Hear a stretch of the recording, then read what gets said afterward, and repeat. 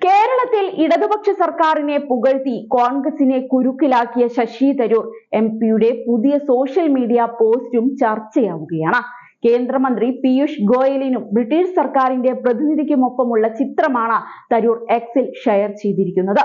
നരേന്ദ്രമോദി സർക്കാരിന്റെ നടപടിയെ സ്വാഗതം ചെയ്തുള്ള തരൂരിന്റെ വാക്കുകളും ഇതോടൊപ്പം ചർച്ചയായി.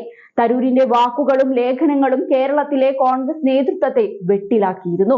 ഇതുമായി ബന്ധപ്പെട്ട ചോദ്യങ്ങളിൽ അദ്ദേഹം നടത്തിയ പ്രതികരണം കൂടുതൽ വിവാദമാവുകയും ചെയ്തതാണ്. തനിക്ക് മുൻപിൽ മറ്റു വഴികളുണ്ടെന്ന തരൂരിന്റെ വാക്കുകളും പല രീതിയിൽ വ്യാഖ്യാനിക്കപ്പെട്ടിരിക്കുകയാണ് കേന്ദ്രമന്ത്രിക്കൊപ്പമുള്ള തരൂരിന്റെ പുതിയ സെൽഫി. ബ്രിട്ടീഷ് വ്യാപാര സെക്രട്ടറി ജൊനാഥൻ റെയ്നോൾഡ്സ് ആണ് തരൂരിന്റെ സെൽഫിയിലുള്ള മൂന്നാമൻ. കേന്ദ്ര സർക്കാർ ബ്രിട്ടീഷ് സർക്കാരുമായി സ്വതന്ത്ര വ്യാപാര കരാർ സംബന്ധിച്ച ചർച്ചകൾ പുനരാരംഭിച്ചിട്ടുണ്ട്. ഇത് സ്വാഗതാർഹമായ നടപടിയാണ് എന്ന് തരൂർ എക്സിൽ കുറിച്ചിരുന്നു.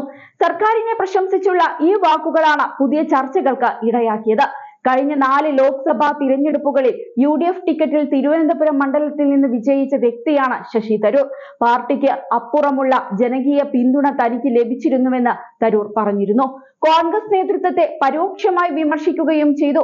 ഇതെല്ലാം കേരളത്തിലെ കോൺഗ്രസ് നേതാക്കൾക്ക് തലവേദന സൃഷ്ടിച്ചിരിക്കുകയാണ് തരൂരിന്റെ പുതിയ സെൽഫി. പിണറായി വിജയൻ സർക്കാരിനെ പ്രശംസിച്ചുള്ള തരൂരിന്റെ വാക്കുകൾക്കെതിരെ കോൺഗ്രസ് നേതാക്കൾ രംഗത്ത് വന്നിരുന്നു. കേരളത്തിലെ സംരംഭകത്വ വളർച്ചയിലാണ് തരൂർ ഇടത് സർക്കാരിനെ പ്രശംസിച്ചത്. ഇതിനെതിരെ കോൺഗ്രസ് മുഖപത്രമായ വീക്ഷണം രംഗത്ത് വരികയും കോൺഗ്രസിനെ ദുർബലമാക്കുന്ന നടപടിയാണ് തരൂരിന്റേത് എന്ന് വിമർശിക്കുകയും ചെയ്തിരുന്നു. അതിനൊപ്പം തന്നെയാണ് തരൂർ പ്രധാനമന്ത്രി നരേന്ദ്രമോദിയെ പ്രശംസിച്ചതും. അമേരിക്കൻ പ്രസിഡന്റ് ഡൊണാൾഡ് ട്രംപുമായുള്ള ചർച്ച സംബന്ധിച്ച കാര്യം സൂചിപ്പിച്ചായിരുന്നു മോദിയെ അദ്ദേഹം പ്രശംസിച്ചത്. മോദി വളരെ കർക്കശക്കാരനായ ചർച്ച നടത്തുന്ന വ്യക്തിയാണ് എന്ന ട്രംപിന്റെ വാക്കുകളായിരുന്നു തരൂരിന്റെ പ്രശംസയ്ക്ക് കാരണം. തരൂരിന്റെ പ്രതികരണങ്ങൾ കോൺഗ്രസ് നേതൃത്വത്തിന് കൂടുതൽ തലവേദന സൃഷ്ടിക്കുന്ന സാഹചര്യത്തിൽ പരസ്യ പ്രതികരണം വേണ്ട എന്ന് ഹൈക്കമാൻഡ് നിർദ്ദേശിച്ചിരുന്നു. വിഷയം ദേശീയ നേതൃത്വം ചർച്ച ചെയ്യാനും തീരുമാനിച്ചിട്ടുണ്ട്. കോൺഗ്രസും തരൂരും 2 വഴിയിലാണ് യാത്ര ചെയ്യുന്നത് എന്ന പ്രചരണത്തിന് അദ്ദേഹത്തിന്റെ വാക്കുകൾ ഇടയാക്കിയിട്ടുണ്ട്. ഹൈക്കമാൻഡ് നിർദ്ദേശത്തിന് ശേഷം തരൂർ എന്ത് നിലപാട് എടുക്കുമെന്നതാണ് ഇനി നിർണായകം. തരൂരിനെ സ്വീകരിക്കുമെന്ന പരോക്ഷ സൂചന നൽകി CPM BJP നേതാക്കൾ രംഗത്ത് വന്നു കഴിഞ്ഞു.